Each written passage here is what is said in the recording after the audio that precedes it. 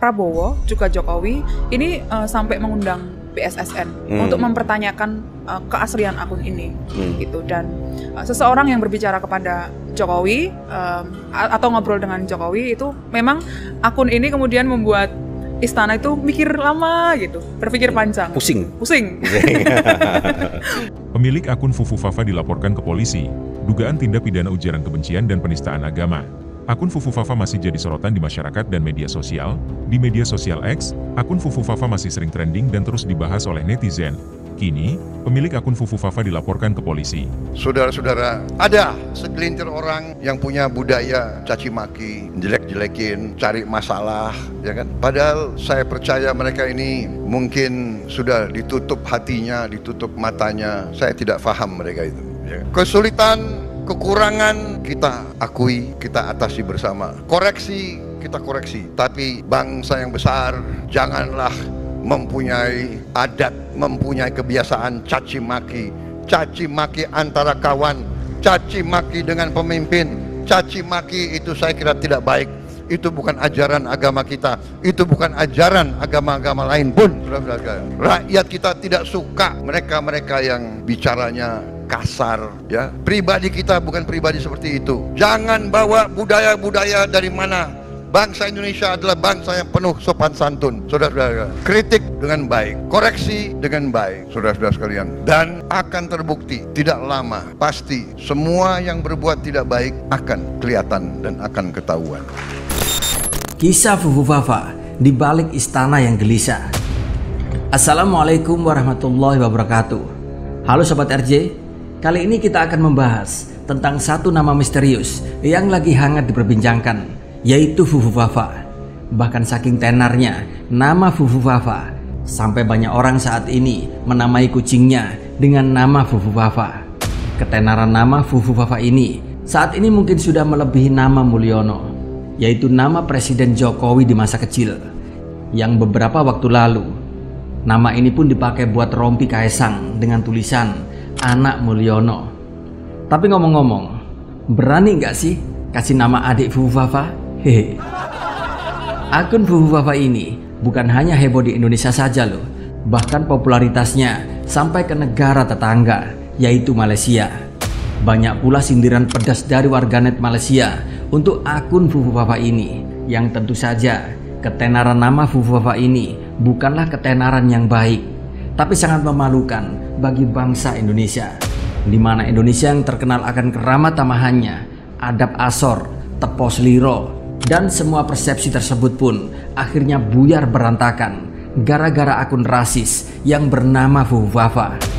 Di sini pun banyak netizen, mulai dari yang merasa geram, gemes, lucu, sadis, bahkan sinis melihat seluruh postingan akun Fufu Fafa ini.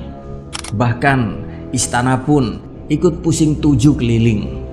Kira-kira nih, siapa sih pemilik akun ini dan kenapa semua orang sibuk mengaitkannya dengan Gibran Raka Buming Raka? Yuk kita bedah bersama-sama dengan gaya santai ala rakyat jelata. Siapkan segelas kopi ya. Jadi ceritanya begini, semuanya dimulai dari sebuah akun Kaskus yang begitu misterius, yaitu bernama Fufu Fafa, yang doyan banget nyinyirin Prabowo Subianto. Dan tidak hanya itu, akun ini pun juga sering melontarkan komentar yang agak-agak rasis dan tidak senonoh. Tentu saja hal ini lalu memancing kemarahan netizen. Siapa sih yang berani-beraninya nyindir calon presiden kita dengan komentar semacam itu? Nah, lalu berhembuslah kabar bahwa akun ini katanya dimiliki oleh Gibran Raka Buming Raka, si wakil presiden terpilih yang juga merupakan anak sulung dari Presiden Jokowi. Cerita ini pun kian semakin seru ketika Kaesang Pangarep, adik Gibran yang dikenal polos, tapi kadang kelewat jujur ini secara tidak sengaja pun keceplosan dan mengakui bahwa akun tersebut benar milik kakaknya. Sempatlah ditanyain kepada yang punya akun, bener nggak sih nih akun lu? Gitu. Betul. Tapi si yang punya membantah. Ya. Ini yang nanya siapa? Adalah lewat salah satu ajudannya yang Ono begitu kan. Setelah ditanya bantah begitu ya. Tapi ditanya lagi tuh ke adiknya.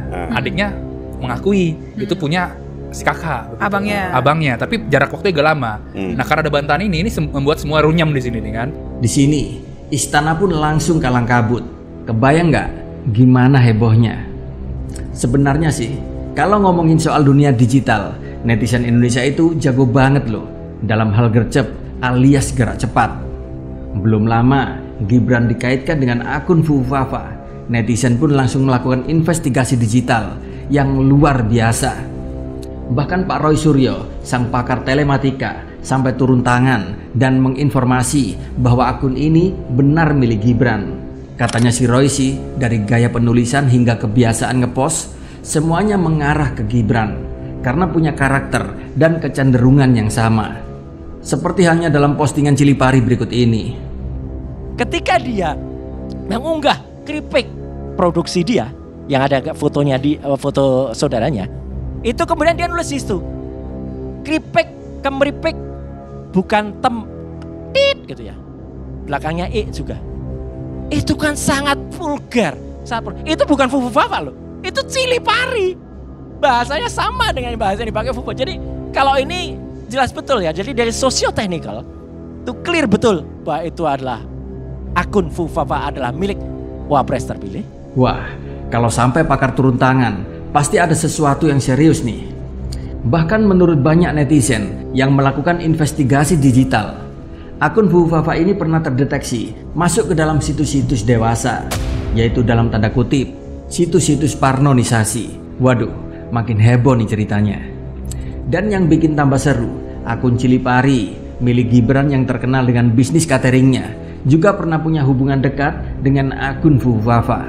Bayangkan, hanya karena lupa password, satu negeri jadi geger. Sekarang mari kita lihat lebih dalam. Kenapa sih cerita ini bikin banyak orang gelisah?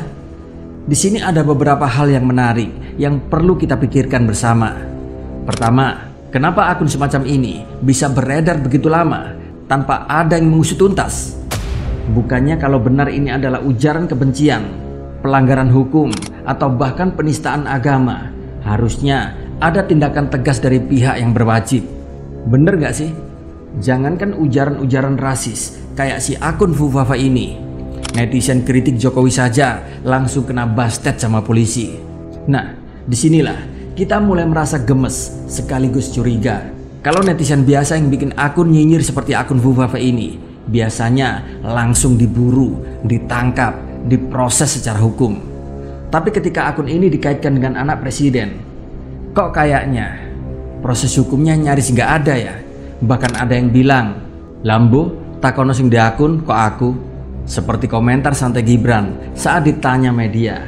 Duh, gemes nggak? Di sini pun dugaan saya seperti ada perlindungan istimewa untuk akun yang satu ini. Bahkan sampai nggak ada yang berani memprosesnya secara hukum. Dan inilah yang bikin kita semua tambah gelisah serta sangat sedih, di mana hukum yang katanya tajam ke bawah tapi tumpul ke atas. Lalu kenapa sih selalu ada cerita seperti ini yang bikin rakyat merasa ada ketidakadilan? Kalau kita lihat dari segi hukum, kasus seperti ini biasanya masuk ke dalam pasal ujaran kebencian atau bahkan penistaan agama, seperti yang dilakukan oleh Edi Mulyadi yang melaporkan akun Fufufafa ini dengan pasal 156A KUHP tentang penistaan agama yang ancaman hukumannya bisa mencapai 6 tahun penjara. Tapi sayangnya pelaporan Edi Mulyadi ini ditolak sama pihak kepolisian dengan alasan tidak ada ujaran-ujaran yang dianggap melanggar hukum. Waduh, tuh kan, siap-siap saja kasus ini akan tenggelam seiring waktu berjalan. Tapi kalau kita jeli, ini bukan pertama kalinya kita mendengar cerita tentang perlindungan keluarga elit.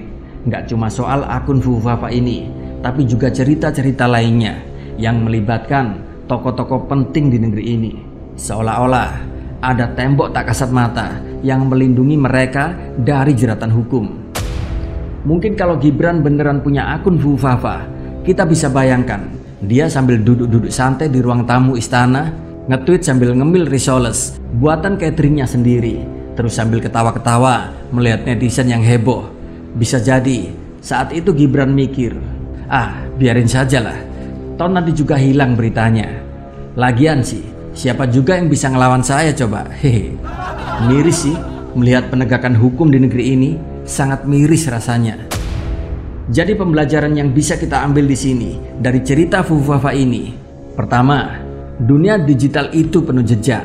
Apapun yang kita lakukan di internet pasti ada rekam jejaknya. Dan yang kedua, hukum itu harusnya berlaku untuk semua orang, gak peduli siapa mereka, entah rakyat jelata seperti kita atau keluarga presiden sekalipun. Tapi ya, begitulah Konoha. Hanya hukum Tuhan yang saat ini menjadi harapan kita. Bagaimana menurut kalian? Tulis ya jawaban kalian di kolom komentar. Wassalamualaikum warahmatullahi wabarakatuh.